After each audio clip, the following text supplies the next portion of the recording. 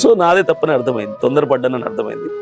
So ఏమైందిరా అజయ్కి క్షమాపణ చెప్తున్నా, అజయ్కి క్షమాపణ చెప్తున్నా. దయచేసి నేను చూసింది చూస్తుంది అంత నిజమేనా? అందరికి నేను ఒకటే 2 చేతులు ఎత్తి జోడించి ప్రాధేయపడి చెప్తున్నాను, Ajay is my best friend, నా సొంత అన్నలాంటోడు.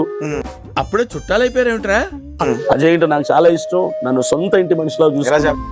ఫైనల్ గా మీరు నేను అజయ్ అంటే నాకు చాలా ఇష్టం, నన్ను సొంత ఇంటి మనిషిలా చూసుకున్నాడు. ఫోన్ చేసి ఫోన్ చేసి వేసేసాడు, బాగా వేసేసాడు. లేదు ఇది చెప్పని చెప్పు, చెప్పి తగలడు. అయితే కొందరు నన్ను అజయ్ని విడగొట్టాలనేటువంటి ఆలోచనతో అభినయ్ అజయ్ నిన్ను బహిష్కరించాలని చెప్పి మాకు ఫోన్లు చేసి బతిమాలాడు. ప్రెస్ మీట్ పెట్టండి అన్న, బహిష్కరించేద్దాం అభినయ్ అని చెప్పాడు అని చెప్పి బల్లగుద్ది మరీ ఒక్కి నొక్కా నుంచి చెప్పేసరికి నేను నమ్మా. ఎంత ఘోరం జరిగిపోయిందిరా. అరే ఎందుకు ఆ రోజు మీ దగ్గరకు వచ్చినప్పుడే చెప్పాడుగా, క్రైస్తవ సమాజం నిన్ను క్షమించదు వేరు, బహిష్కరించడం వేరు. ఇప్పుడు మీరు చెప్తే తెలిసిందండి. నేను ఆ మాటలు హట్ అవలా. బహిష్కరించమని ఎందుకు అన్నాడు? బహిష్కరించమని ప్రెస్ మీట్ పెట్టమని మమ్మల్ని బతిమలాడుతున్నాడని ఒక పనికిమాలిన వెధవ చెప్పాడు. వాడి మాటలు నేను నమ్మిండకూడదు. అజయ్ ఏంటో నాకు తెలుసు. Flash back. నెక్స్ట్ అజయ్ బాబు గారు, నేను పెద్ద పుడింగా క్రైస్తవ సమాజానికి, నువ్వే పెద్ద దొంగవి. అజయ్ నేను దూరంగా ఉన్నా, అజయ్ మైండ్ సెట్ నాకు బాగా తెలుసు. చాలా మంచి క్వాలిటీస్ ఉంటాయి అతనికి. అజయ్ బాబు, నువ్వు మోసగాళ్ళకే మోసగాడివి, దొంగలకి దొంగవి నువ్వు. చూసారా సార్ డబుల్ యాక్షన్? గాడ్లా చూసుకోవాల్సిన నన్నే గాడు గీడు అని మాట్లాడి నేను కనపడగానే గురువుగారు అని పిలుస్తాడు. పరమ దుర్మార్గుడు సార్ వీడు. ఏ సైడ్ సార్ వీడిని 100 తిట్లు ఎవరైనా తిట్టినా సరే అతని మీద ఒక వీడియో కూడా పెట్టాడు. అట్లాంటి మైండ్ సెట్ అజయ్. నేను అలా కాదు, నన్ను ఎవరైనా తిడితే వెంటనే కౌంటర్ ఇస్తా. నేను గూడు చెట్టు ఎదవనండి, నేను అసలు మంచిని కాదండి. రెడీ అనుకోండి.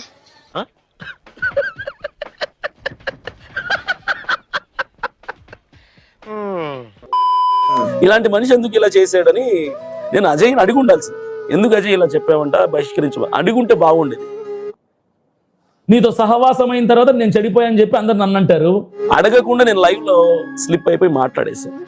అరే పెద్ద సమస్య వచ్చి పడిందే, ఇప్పుడు ఏం చేద్దాం? తర్వాత రాత్రి అజయ్ తో మాట్లాడాను నేను. బాధపడ్డాడు, కోప్పడ్డాడు. సో నాదే తప్పని అర్థమైంది, తొందరపడ్డానని అర్థమైంది. ఇద్దరికి ఎవరి మనసులో ఏముందో తెలియదు. మీకు తెలియకుండానే ఉంటది నాటకం, మమ్మల్ని ఆడించడానికి ఫస్ట్ నుంచి ఆడుతూనే ఉన్నారు కదా. సో మీడియా తరపున అజయ్ కి క్షమాపణ చెప్తున్నా. వాడు శాంక నువ్వు నాకు, వాడు నీ శాంక నాకుతాడు.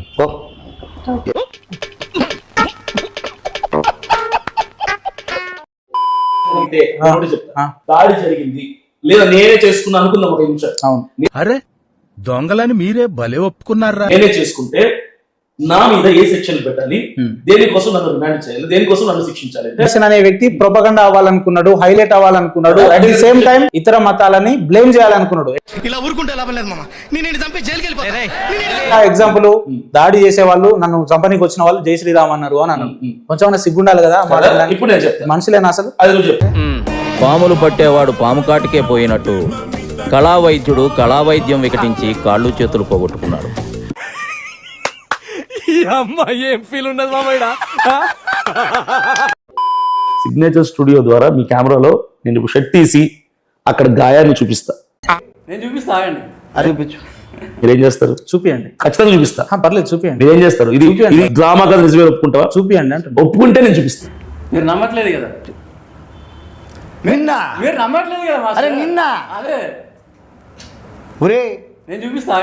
అరే పని చెయ్యి, మీరు షర్టును మీరు చూపిస్తాను మీరు అనడం కాదు, చూపించమని నేనే అడుగుతున్నా.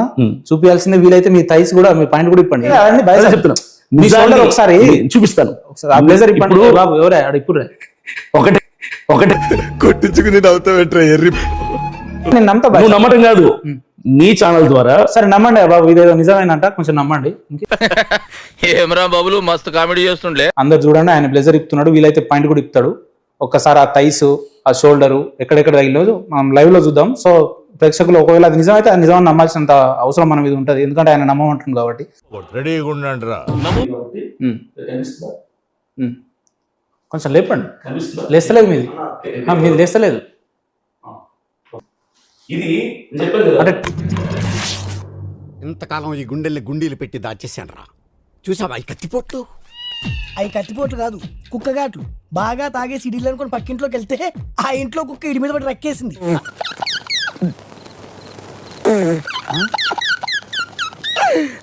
ఆపుకోలేకపోతున్నాను రా. దాని దాడి అంటారా ఏదో కోడి గెలికినట్టు ఉంది. దాడి ఇన్ ద సెన్స్ అంటే ఏంది? కత్తుల పోట్లు ఉండాలి, లేదా పెద్ద ఎత్తున అయితే దాని దాడి అంటారు. ఇక్కడ థైస్ దగ్గర హెవీ బ్లీడింగ్ అయింది కదా మీది, అంటే దాదాపు ఒక 50-60 కుట్లు పడ్డా. కాబట్టి ఇక్కడ అంతా కోడి రక్తం అంట కదా అది, మొత్తం ఎంతో 10-20 లీటర్లు తీసుకొచ్చిరా. కోడి రక్తమో కుక్క రక్తమో ఇది అక్కడ జనంకి తెలీదమ్మా. దాడి చేయడానికి చిన్న వయసు వాళ్ళు అవసరం లేదండి, మిమ్మల్ని చేయాలంటే పెద్ద ఎత్తున కూడా చేయొచ్చు. కానీ అదేదో అల్లు అర్జున్ టాటూ వేయించుకున్నట్టు వేయించుకొని నాకు దెబ్బలు తగిలిన అంటే ఇది ఎక్కడ? నాకు ఈ టార్చర్ ఏంట్రా బాబు? ఇప్పుడు దాడి చేసినప్పుడు మనం డిఫెన్స్ ఖచ్చితంగా చేస్తాం. మీరు డిఫెన్స్ చేయడానికి మీరేం రాసింది బాహుబలి స్క్రిప్ట్ కాదు, ఇది అభినయ దర్శన్ స్క్రిప్ట్. ఏందా ఓరే నాయనో, వీడు ఈ టైప్ లో తగిలేడేంటి? ఏదో చేసి పంపించకపోతే తర్వాత అడుక్కు తినాలి.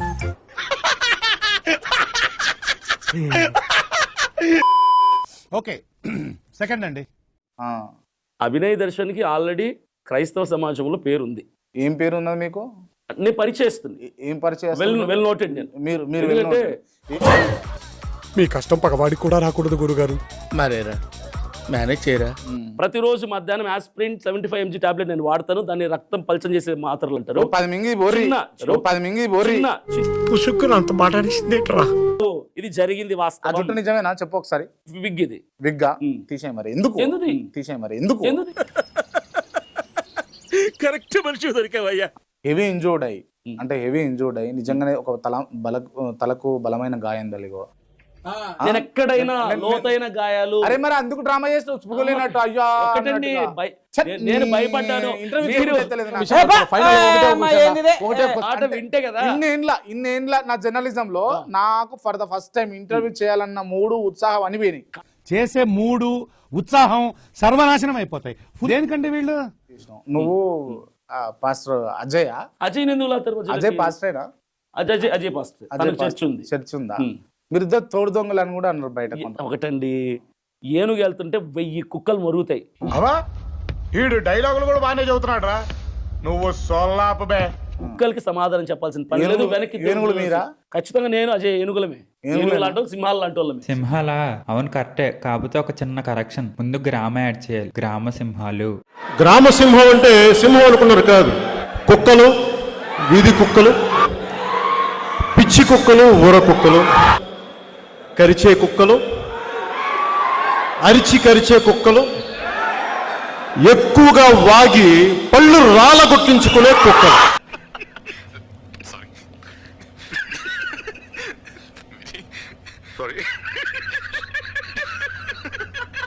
సింహాలు లాంటి తోకలు ఉన్నాయా మీకు? తోకలు ఎందుకుంటే స్వభావం, నేచర్, మైండ్ సెట్. బొంగేం కాదు. మీరు నిజంగా అంటే ఒక మంచి వ్యక్తిగా మారి నిజంగా మీరు మంచి పరిచర్య చేస్తూ ప్రజల్ని మోటివేట్ చేస్తూ మీరు ముందుకు పోతా అంటే ఐఎమ్ హ్యాపీ. నేను దానికి కాదంట. చిన్న కరెక్షన్. ఓకే, మంచి వ్యక్తిగా మారాల్సిన అవసరం లేదు, మంచి వ్యక్తినే. ఇది మన డబ్బా ఎవడు కొట్ట బావా, మన డబ్బా మనమే కొట్టుకోలే. నాకు ఒక్కటి అంటే లాస్ట్ అండ్ ఫైనల్ ఫేవర్ ఏంది అని అంటే, ఏంటి సార్ అది? ఒక్కసారి ఆ విగ్గు తీసి చూపివా? ఒరిజినల్ తీయను. ఒకసారి చూద్దామా? వద్దులేండి ప్లీజ్, ఒకసారి చూద్దాం. వద్దు నా కోసం. I'm humble request. నాకు బట్టదల లేదు. ఒక్కసారి నాకు బట్టదల లేదన్న విషయం నేను పాదయాత్ర చేస్తున్నటువంటి ఆ జనాలకు కూడా తెలుసు. నాకేం తెలియదు. పెట్టే తీసిరు, పాంటి పనికి రెడీగా ఉన్నారు, జుట్టది ఉన్నది. ఇది నా మీద ఇలాంటి స్కీములు పెట్టకండి రా. అసలే సుఖ సంసారం లేనండి, సుఖంగా బతకనివ్వండి రా. కోట్లు వేసుకొని చర్చిల్లో నిలబడి ప్రసంగాలు చేసి లక్షలకు లక్షలు సంపాదించే వాళ్ళు ఎక్కడ? అభినయ దర్శన్ ఇట్లా మాట్లాడితే ఇట్లా మాట్లాడితే కోపం వస్తుంది అభినయ దర్శన్. ప్రజల సమస్యలు కొట్టాల్సి వస్తుంది, కొట్టాల్సి వస్తుంది, ప్రజల్లోకి కొట్టాల్సి వస్తుంది చెప్తున్నా. కూల్ రాకి. అది కాదు నాగా. వెరీ క్లియర్ గా చెప్తున్నా. దశంభాగాల మీద బతికే వాళ్ళు ఎక్కడ? ఉన్నవన్నీ అమ్ముకొని ప్రజల కోసం కష్టపడి సేవ చేసి నేనే. నువ్వు వాళ్ళతో వాళ్ళని compare రమ్మని చెప్పండి. చేస్తున్నావు. వాళ్ళని నువ్వు వాళ్ళతో compare వాడు చేస్తున్నావు. చెప్తున్నాను. బుద్ధి ఉండాలి, ప్రజల్లోకి- సిగ్గు ఉండాలి, కొంచెం ప్రజల్లోకి ఇజ్జత్, ఒకటి. విలువ, మానం, మర్యాద ఉండాలి. ప్రజల్లోకి ధైర్యం అది కాదు బొక్కాజీ. అన్ఎడ్యుకేటెడ్ బ్రూట్స్ వాళ్ళతో మనకేంటి సార్? ప్రజల్లోకి ధైర్యం ఉంటే రమ్మని చెప్పండి. అస్సలు ప్రజల్లోకి ఇంట్రెస్ట్ కూడా లేదు. ధైర్యం ఉంటే